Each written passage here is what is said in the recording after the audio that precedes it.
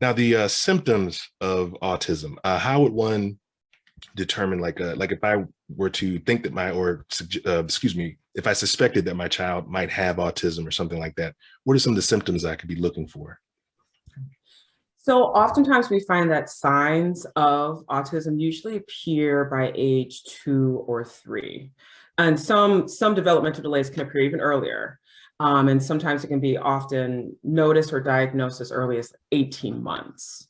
But some of the primary signs would be delayed milestones, a socially awkward child, or a child who has trouble with verbal and nonverbal communication. Those would be some of the primary areas to look into. Okay. Symptoms, if you want to say Symptoms. symptoms.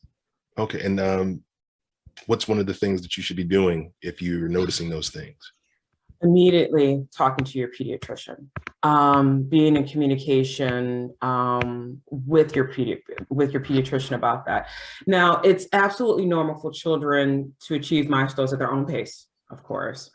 But as parents, you know your child better than anyone else. So oftentimes what I hear in my years of experience with parents is that their child doesn't smile.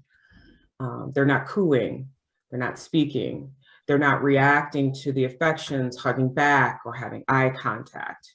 Then it's time to have that conversation. And then, start specifically monitoring your child's development too, as well. Okay. Like how do you monitor? Like what's a way that someone can, like if you're giving someone a blueprint for doing that? So for me, that goes with there's this kind of wait and watch policy, and that goes for like, I wouldn't do that.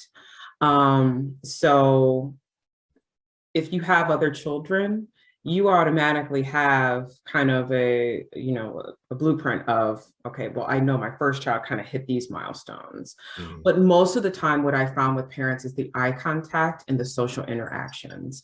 They're not engaging with their peers, they're not engaging with their siblings, or the eye contact. That does tend to be very difficult for many children diagnosed with autism.